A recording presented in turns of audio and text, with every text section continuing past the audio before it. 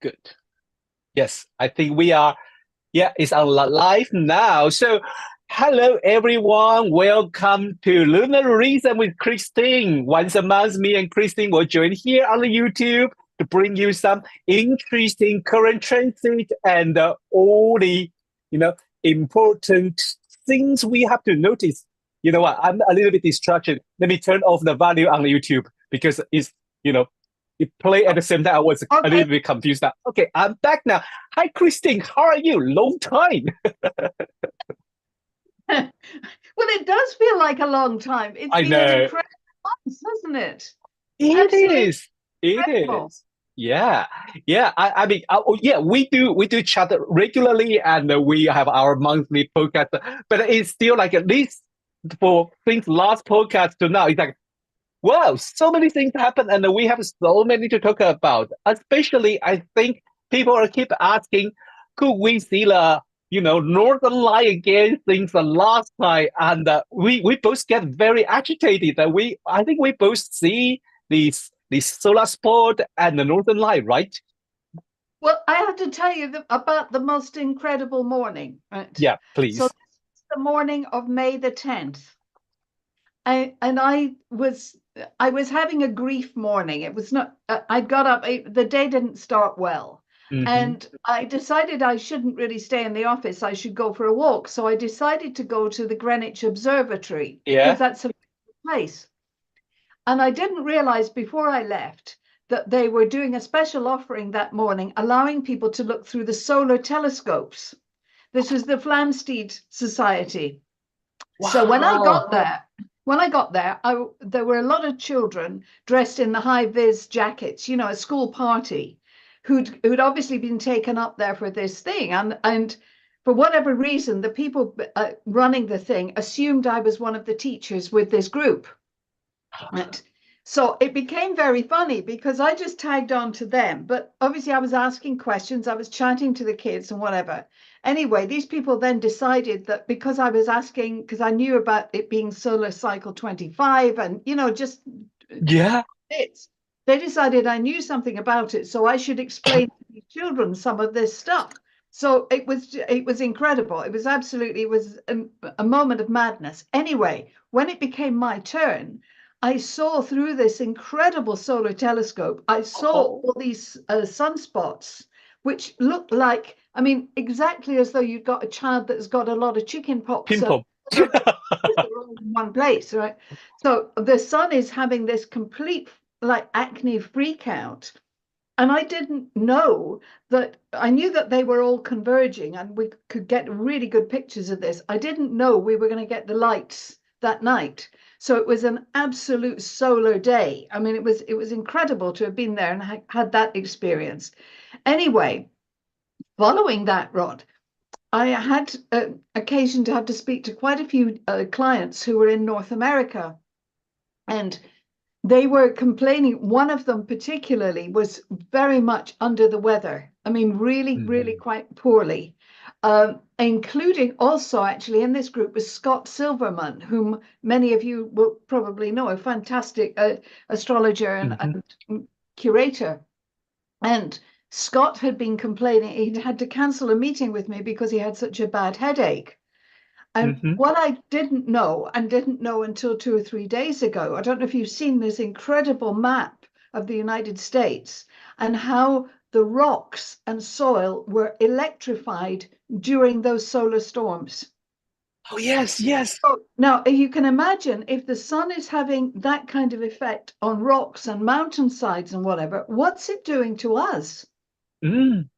Because I mean, yes, we were enjoying having a look and it was all very exciting, but the actual Mhm. electrification and although Mm. thank God the solar flares and everything didn't knock out any satellites, didn't cause us any of those things, Yes. it does make you wonder what else was happening to us, right? It'll be very interesting to see how the plants and ourselves, plants and everything else react over this next couple of weeks. Yeah. Yeah, the beautiful thing you're talking about, it is also a phenomenon target for astrophotographer, but it's difficult to predict. We don't know when those electrical, but they are great and they are beautiful. Some people call it like a fairy light or something, but that is phenomenon. And I can't image usually. For us, astrophotographer, we have a planning and study the weather for precise time. And for last 2 weeks, I see thousands of photos of it. I was just like, I can't believe it. And I was just suddenly I just realized when you talk about it, that's related to solar activity. Yeah. Yeah, I mean, and this really is huge because we've grown up with the idea of the sunspot cycle being 11.2 years. Yes. I wish we'd never been taught that, because you want to forget that number, because that is simply the average, right? That's all it is. And we could be in the middle of a short cycle, which has happened before, a bit more than 9 years, or it could be a long one up to 13.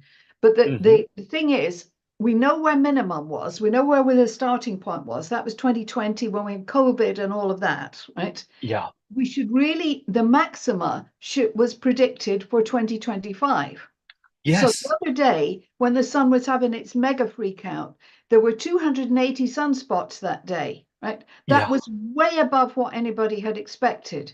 Now, that it could be that we're now actually in the middle of the high point. This could be maxima now, right? Yeah. But we don't know, right? It could go on for a few weeks. It could go on for a few months. We may be actually going to top out over 300. It might be absolutely ridiculous. Yeah. In my work, right, with the finance work, it's important because we know that stock markets tend to go up into maxima, and then they tend to have a bit of slide down as the sun quietens down, people quieten down. But Yes. the numbers on all the indices at the moment are silly ridiculous. On Bitcoin and everything else is, it is in manic state, right? So the sooner it calms down, in some ways, the better. But it is absolutely awesome. It's awesome that we don't know what the sun is doing. That's I find so fascinating, is that we think we're so clever. We think we can land on the moon. We think we can do this. We think we can do that, but we can't actually tell what our life force up there. We're so dependent on this. What is it doing?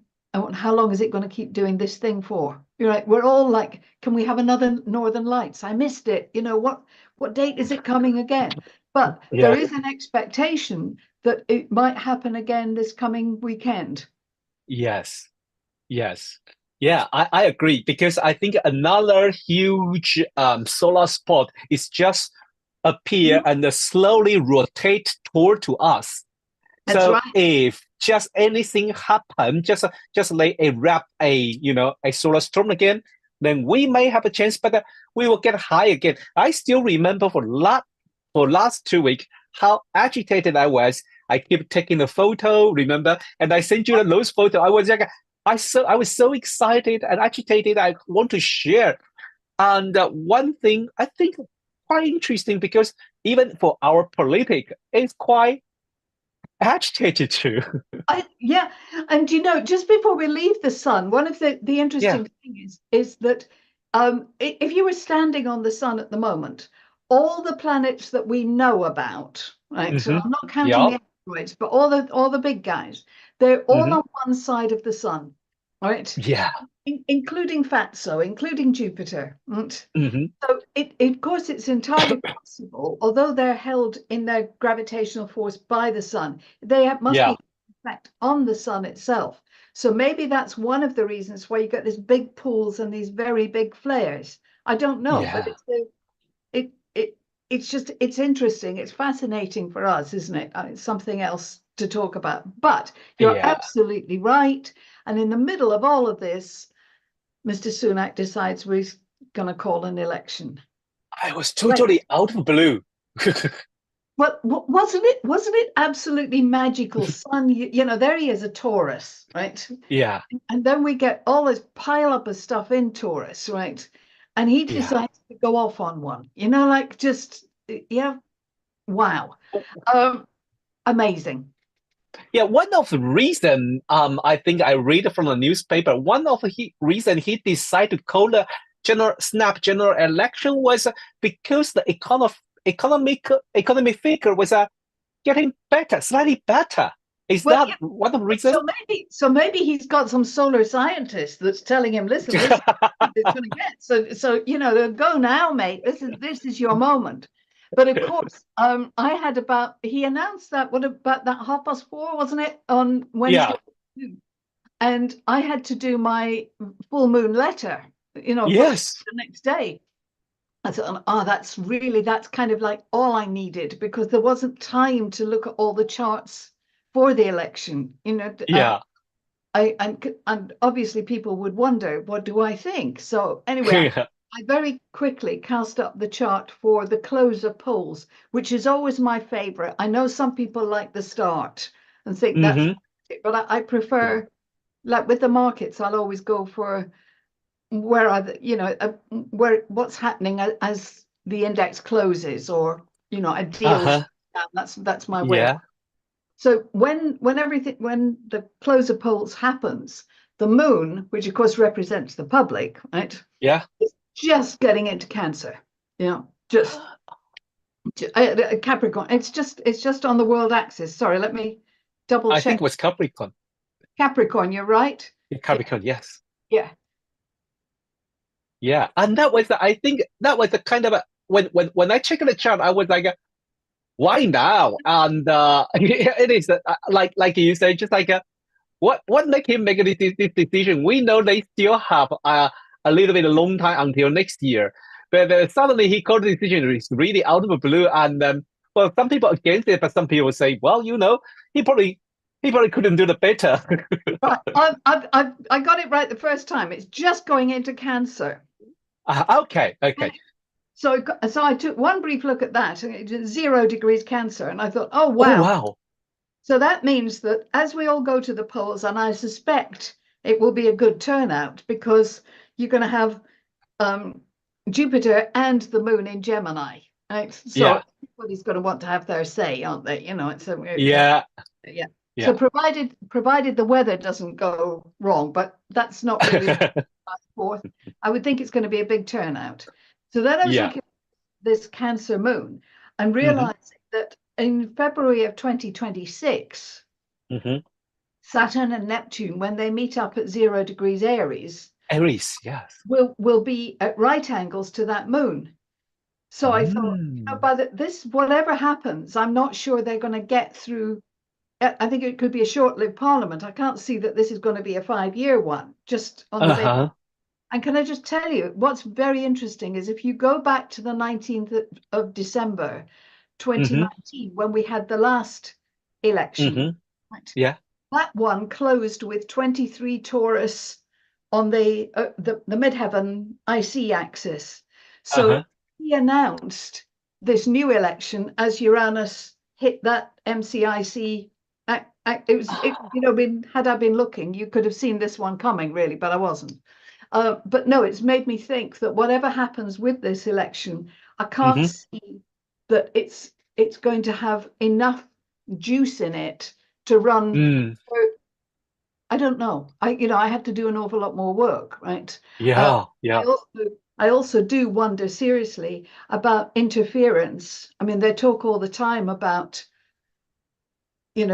campaigns being hacked, and Yeah, information. And of course, with Jupiter having gone into Gemini and Saturn in Pisces, yeah, disinformation is more likely than exactly. information. Yeah. Yeah, yeah. So, We will have I agree because for Jupiter in Gemini and the square the Saturn in the Neptune and it's coming up. This is the middle middle point of the whole cycle. It's just like before the opposition, and it's going to be important. And by 2025, we have all the planets going to move again, Uranus and Neptune and Saturn. So yeah, all these, I think, for next Parliament, they probably has to yeah. be very I mean, tough. I think there are lots of things to look forward to about this. And I was wondering, if I were a campaign manager, if I were doing the PR, Mm, what would you talk about, right? Well, you would. you would you would throw everything at Jupiter and Gemini, wouldn't you? Because Yes. that's going to capture everybody's imagination. So Yeah. yeah, we are going to talk about cycle lanes. Maybe we Mm-hmm. are going to talk about early education. Okay. Mm.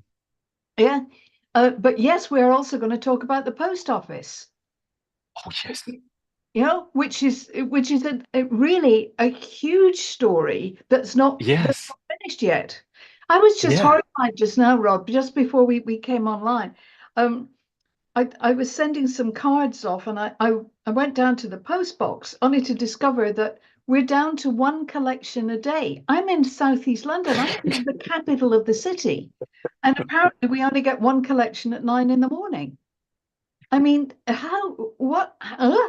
when did that happen? I missed that. Um, Yeah. I do wonder what the shakeups there will be. And I did watch it. Yeah, sadly, I did actually watch the post office inquiry the other day Yes. with the laptop, Oh, yes. so that as they were asking the questions and I was seeing the result, I was watching the ascendant and midheaven turn round and watching the moments where that woman was crying, and also where the barrister was so incredibly Saturn, and he went, like, this is the Oh, answer, this one. It was really, it was one of the best astrology lessons I've ever had.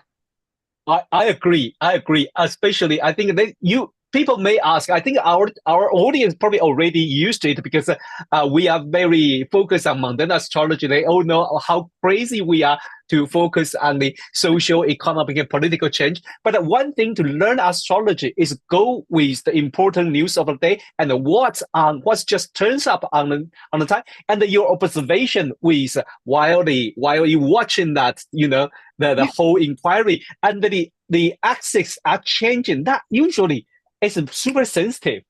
Oh, it's really fantastic. I mean, the best astrology program in the world, can I just say, was the one that was written by Please. Graham Bates, which is a little Mm-hmm. program called Herschel, and it Mm-hmm.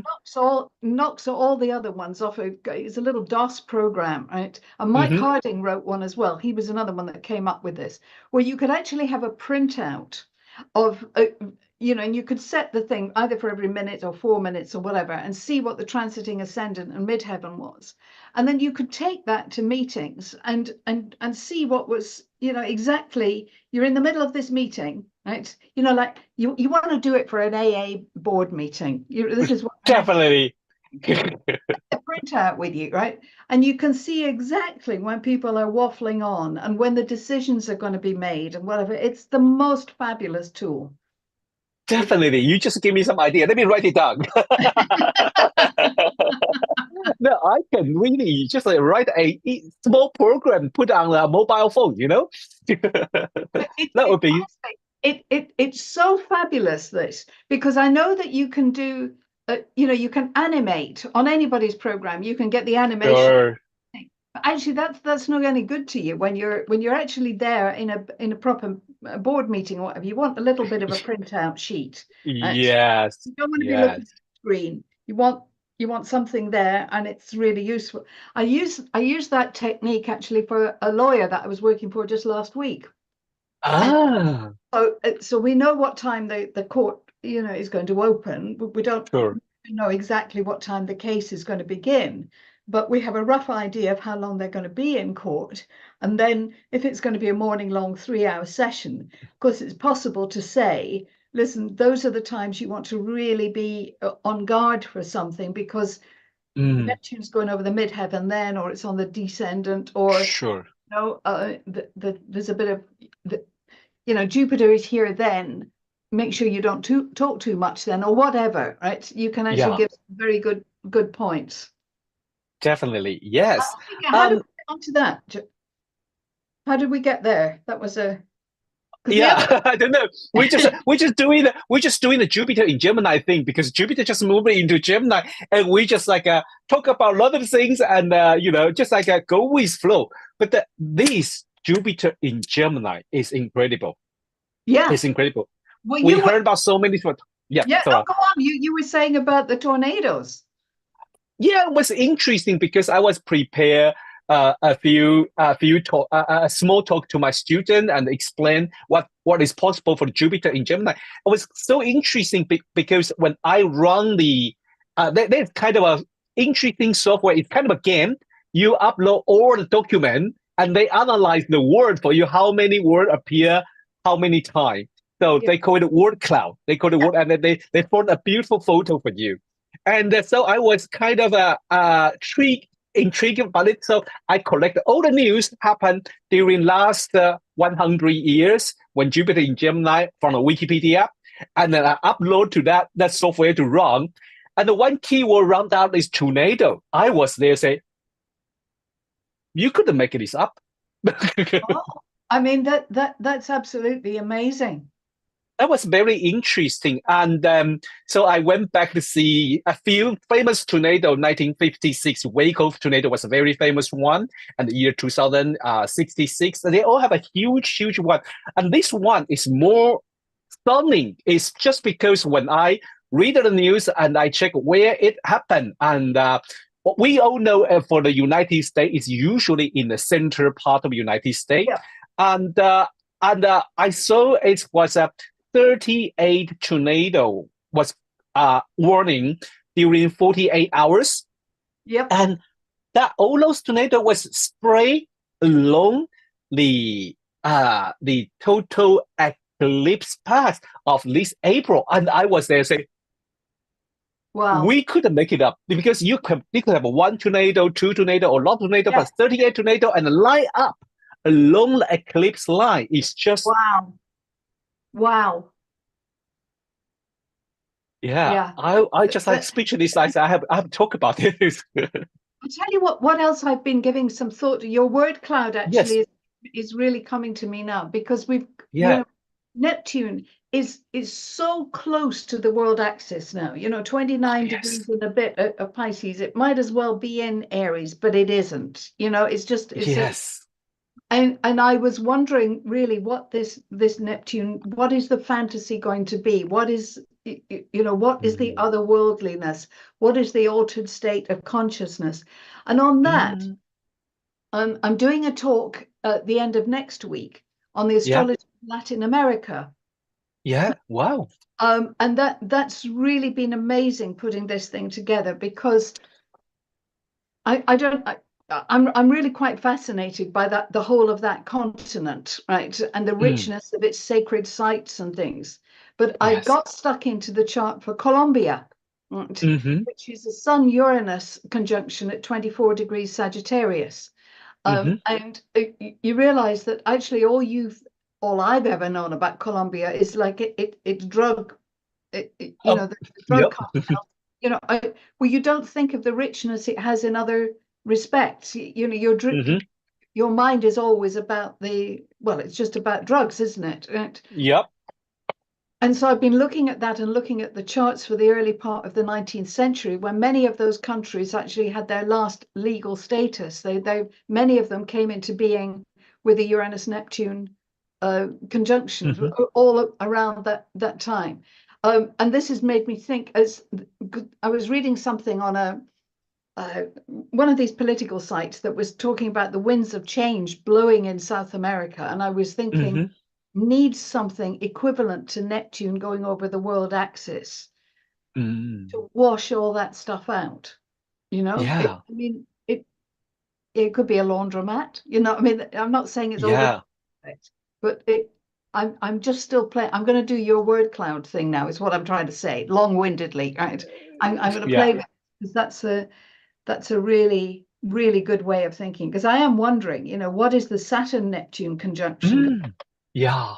Because the last time it was on the world axis, which was 1750, whatever it was, that plague across the southern bit of Europe.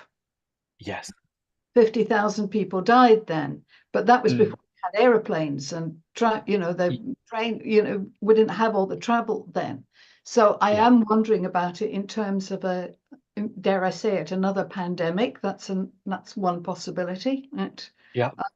But I've been looking at it from architecture point of view and also for space travel. I've been looking at it from all sorts of different approaches.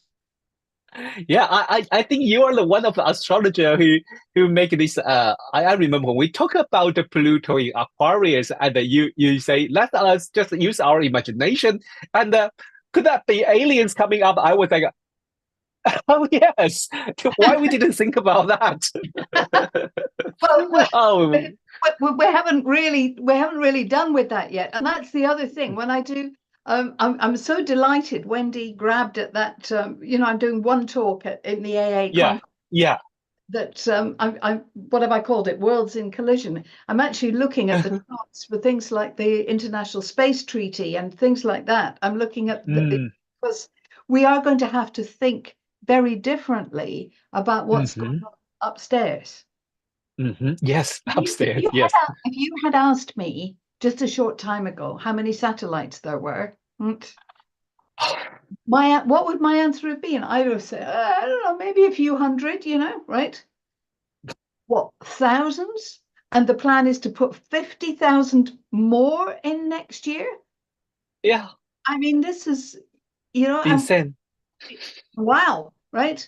And then that's got me into looking at who's cleaning up space. I didn't know it. I mean, things I didn't know. I just assumed I could send a rocket up from my back garden. If I had the technology, I just assumed I could Yeah. I didn't realize that there were actually corridors into space. There is equivalent like to the Suez Canal and whatever. There are certain places that it's much better to fire from. You're going to get into space Yeah. than others. So I'm doing a lot of learning at the moment. But Yeah. this is part of our Pluto in Aquarius. And that Yes. as astrologers, I think we're doing two things at the moment. We're extending our knowledge of the solar system because we've taken in the dwarfs. Yes. The way we embrace the asteroids, we've gone out and we're pulling the dwarfs in. Agree. But I think we need to do more about black holes, quasars, Yes. I think more about, because I mean, is it possible that the sun is having a freak out because of where it is on the, it's on one arm of the galaxy, right? Yeah. Is it because it's going past something that's upset it?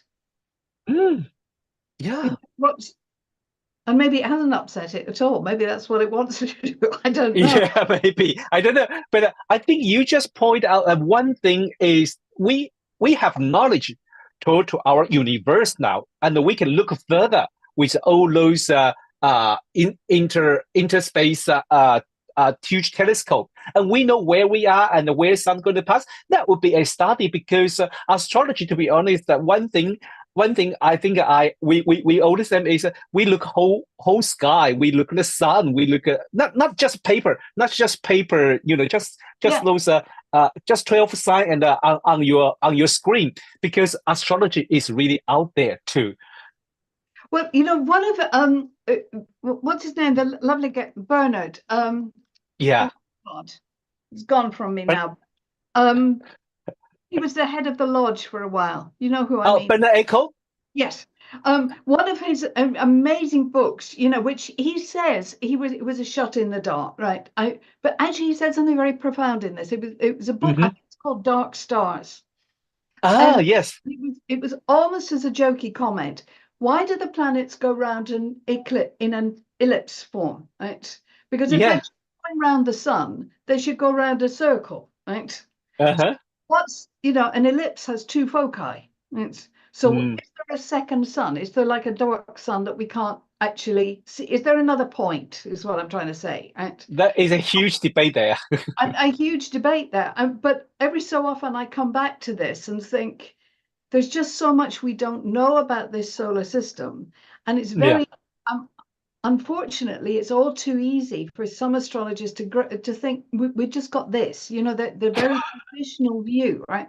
But there's more that we don't know than we know. 100% agree with you. Yeah.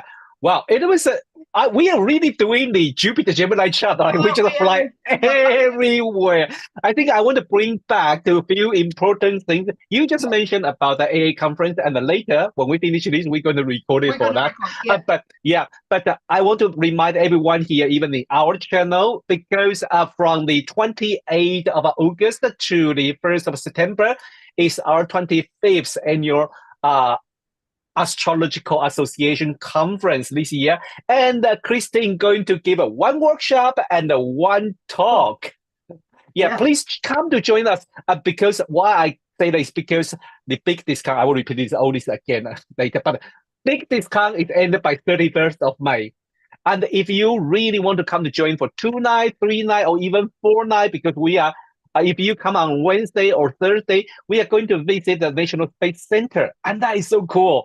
So please come to join us. So, Christine, what is your talk? What is your talk and the workshop? Right. Well, you just mentioned one. The workshop, I'm going to focus on really financial well-being.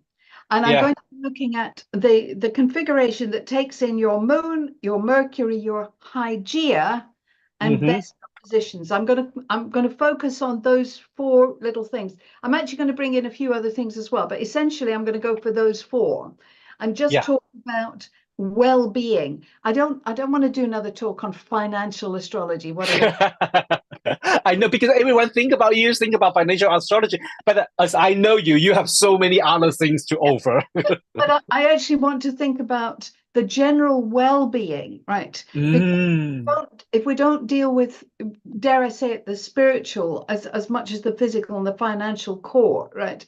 We're not going to get through the next few years. You know, all of us have got to negotiate. You know, if we're privileged to be living a life, but these outer planets are all going to change signs, right? And that each one of those is a big wave we've got to encounter. So in the workshop, I want to kind of steady our ship, getting us ready for doing that. That's the workshop. And then for the talk, I'm going to talk about really expanding our, you know, the world's in collision, getting us to look and to think about space. To think about investing in space. I am going to bring in a bit of finance into that one, just a little bit. But I also want to talk about the space treaty, the countries that are involved, and you know, I just want to lift us up a bit. Yeah, that is fascinating, so exciting, and looking forward to go to the workshop with you. So, is there any upcoming event from your part and from the invitation from all around the world? Right. Okay. All right. So I turned my screen round, as you know, because I didn't want everybody to see what was on the whiteboard. But can I'm going to sit it back just for a minute. Yeah, just for a minute. For a minute. Can I do it? Yeah. Look at that, at least. The column there, right, which shows the next things that are coming up. The next thing is actually for NCGR, this thing on Latin America. That's June the 9th. Then I've got my monthly event. That's the 16th. The 29th, I'm doing a special thing on Astro Crypto. If anybody's interested in that, they can email. And then we've got the July monthly, and then AA conference, as you know. What else is that one saying? Oh yeah, because I'm going off to Canada at some point. Okay. 5,000 words to hand in for Llewellyn. Oh yeah, you don't need to know it. So the list is too horrible. It will all pass in a blur. Yeah. So we have the monthly event coming up, and also a crypto talk about in July. June the 29th, and June 29th. The introduction to financial astrology, that thing is now ready. That is now selling, and that's had some very nice reviews. That's gone really, really well. That's $99, but for that, it's a real guide to how you get into financial astrology. You know, some good examples, a good bibliography. You know what you need, what the tools are, where you need to go. So that's a packaged thing. And then we have the main course on that, which will be launched at the solstice. So Cool. So looking forward. Thank you, Christine. Thank you. Well, so thanks everyone to join us today. And we really just run with that kind of Gemini style. It's a Gemini month, and we just chat freely, but also there's a lot of things coming up. So don't forget coming back next month with us, with Christine, for our Lunar Reasons podcast. And just remind you, if you see this video, if you like, please first follow us, subscribe us, and let us know how are we doing. Because if you let us know, we can improve it, and we can just do more different things for you. All right. So thanks everyone, and have a nice day. If you are in UK, you have a bank holiday last couple hours. Going to enjoy it. Thanks, everyone. Bye bye. Thank you, Christeen.